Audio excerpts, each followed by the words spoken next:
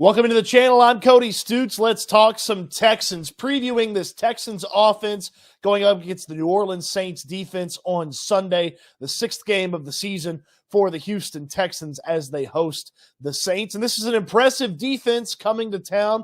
We'll talk about how the rushing attack needs to get going, what C.J. Stroud can expect to see from the pocket against this Saints defense, and some key stats in this one. Would appreciate a thumbs up on the video. Subscribe to the channel if you haven't already, and in the description down below, check out Houston Football. It's where I do all my writing about the Houston Texans. All right, the Saints come into town, one of the better statistical defenses in all of football, and those stats look even better coming off of a shutout victory over the New England Patriots, where they didn't even let the Patriots get in the red zone in that game. So even if you take those stats out, the Saints still have a pretty impressive defense. They still have a defense that is loaded with guys who've been around the block, veteran guys. It's an older defense, but it's an experienced defense, and they will put you in a position where they can succeed. They'll take away what you do very well. Dennis Allen, their head coach, has coached defense in this league for a very, very long time. There's one little advantage for the Texans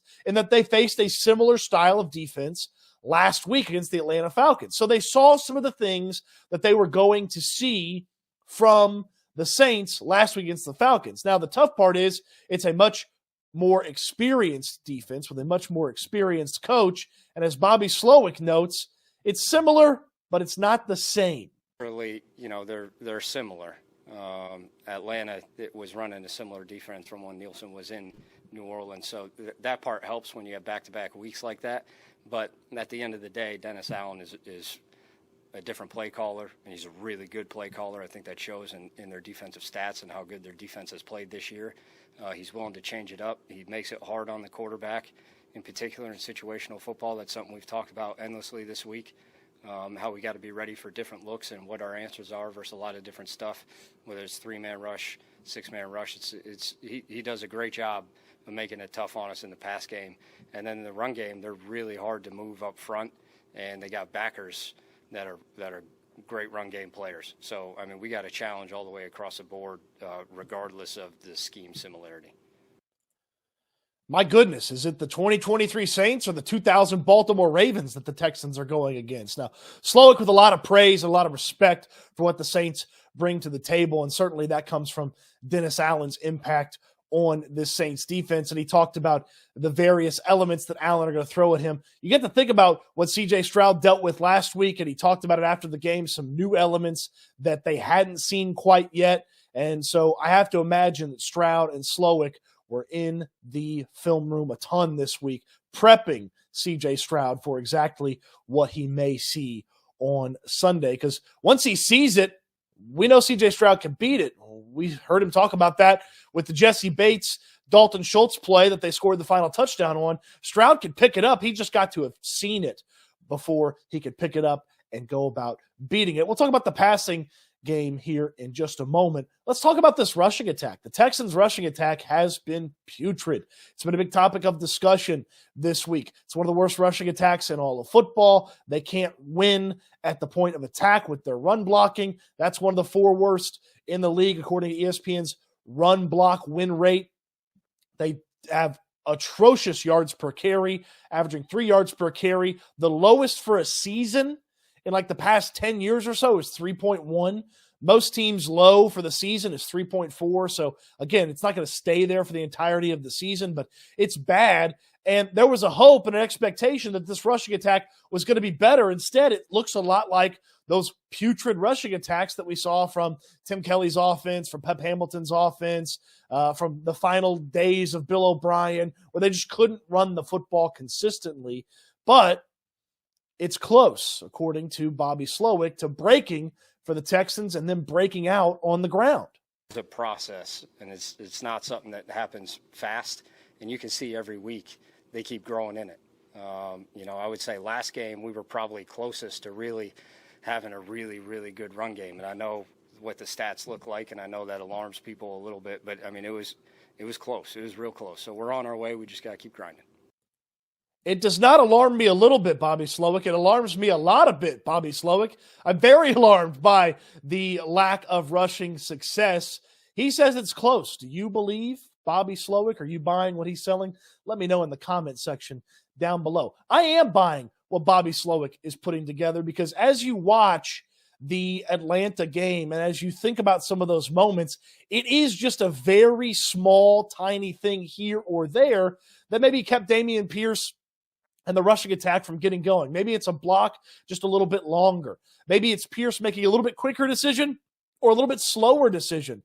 But I feel like that's something that the Texans, if they are indeed as close as Bobby Slowik talked about, could coach out this week and could have themselves ready for on Sunday. I think back to when DeMeco Ryans, after the first 2 weeks, was very simple and very calm in his assessment of where the defense needed to be to get things going. He just said guys have to just get to their spots. They have to execute. They have to do better. There wasn't some massive game plan change. It wasn't some just change on what they do from a defensive perspective.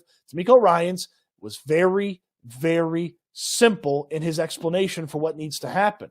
And it feels that way with the rushing offense. I didn't totally buy DeMeco Ryans, but then you saw the performance against the Jaguars and certainly the next week against the Pittsburgh Steelers. So I'm buying a little bit of what Bobby Slowik is bringing to the table. I do believe there's a chance you see a little bit more Devin Singletary in this matchup just to spell Dameon Pierce. And you think about when guys get to see other guys execute it the right way, you wonder if maybe seeing Singletary have a good carry here or there or putting it together on the field could help Dameon Pierce. And Pierce is just a physical runner. I just wonder if sometimes maybe he gets worn down a little bit, even though he's not carrying the ball a ton, but just a little bit more timeshare. Maybe the team will trust Singletary a tad bit more. They've got to be able to run the football against the Saints. These second and longs, third and longs that they faced against the Atlanta Falcons, that will crush them against the New Orleans Saints. So the rushing attack has to be better. I think a little bit more Singletary, some patience from Dameon Pierce and waiting for some of these things. And the biggest thing for me is this offensive line's had another week together. Laramie Tunsil, no injury designation on the injury report. He's going to be good to go. So I expect the line left to right to be Tunsil, Howard, Patterson, Mason, and George Fant at right tackle. And with that, you get an offensive line that practiced together again, watched film together, put things together, learn about each other, and can fine-tune some of those things. If they were close, and DeMeco Ryans said Monday after the game, hey, the run blocking was there, we've got to be better. If they were close and the offensive lines had another week together, perhaps that could be the turning point for this rushing attack. Again, I cannot stress enough, the Texans will be in trouble if second and long and third and long, like the Falcons forced them to operate in, is what happens on Sunday against the Saints. Now, let's talk about this passing attack for the Texans and getting after it against the Saints. Tank Dell, not at practice to the open portion of the media on Friday, but officially practiced with a limited designation.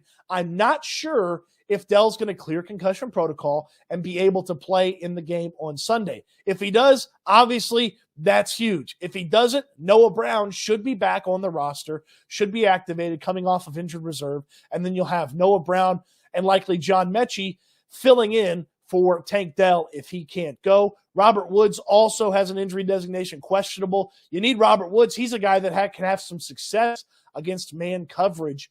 And Nico Collins, who going into last week had a lot of success against man coverage, but the Falcons did a really good job slowing down the Texans, making it tough for C.J. Stroud to read things and get it to his guys that he trusts. I have to imagine with Stroud's prowess and the success that he's shown as a rookie, he's seen some of that. So when he sees it on Sunday from the Saints, he'll be able to operate a little bit better. But the Saints are an aggressive and physical defense. They'll try to rough up these wide receivers. They'll get in their face. Marshawn Lattimore is still one of the best corners in football. He is a tough matchup for whatever wide receiver ends up with him defending them. They've got Demario Davis who can help out with some of the coverage there in the middle of that defense from the linebacker spot. And then Tyrann Mathieu, the safety, the former Houston Texans safety, is back there. He's not as fast. He's not as quick as he used to be, but that's a really smart safety. He can make a play, can help the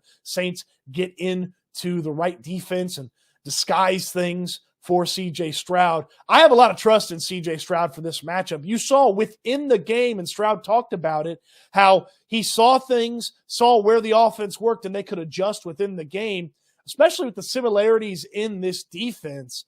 I would think that Stroud and Bobby Slowik have put together a pretty good game plan, and C.J. Stroud's a little bit more ready for some of the things that the Saints, led by Dennis Allen as the head coach and his impressive defense, that he's ready for some of the things that they're going to throw at him. And so Stroud is actually, obviously, a key element in his development and how used to seeing some of the things that he's going to see are. Man, that is one of the things that will be important for Sunday. CJ Stroud seeing this Saints stuff before from the Falcons game and on film and being able to execute against what the Saints are going to try to do. Not a crazy good pass rush from the Saints. They've got just 11 sacks on the season. They've got a pretty low sack percentage as a team. So I'm not totally worried about CJ Stroud getting heated up or pressured up. Bobby Slowik in the clip we played earlier talked about sometimes it's a 3-man rush, sometimes it's a 6-man rush. The Texans have handled the pass rush of their opponents for the past few weeks. 11 sacks in the first 2 weeks, none since. And even with some of the pressure you saw in Atlanta, CJ Stroud's legs, a big weapon, and him moving and throwing. Or you saw it against Pittsburgh, him just moving out of the pocket, using his legs as a weapon. So not super worried about that. Strength on strength, the Saints, one of the best third down defenses in all of football. The Texans, putrid on third down last week, but overall still one of the better third down offenses in all of football. So when you think about those two things colliding, the success that the Texans have had on third down to start the season, that's something to pay attention to, is the third down success. What kind of third downs are the Texans in? Are they in some of those third and longs like they faced against Atlanta? Or are they getting some of those third and shorts where they can do some of the things that they have been successful with on third down? That's something to pay attention to. And the red zone is still tough for the Texans. Okay, and you think back to some of these red zone trips, that's where you see some of these second and longs, some of these third and longs, a penalty here or there hurting the Texans in the red zone. One of the worst red zone touchdown teams in all of football, the Texans. The Saints, pretty good at that. So that's something to pay attention to. That'll be a storyline for the Texans until they're converting those red zone opportunities into touchdowns.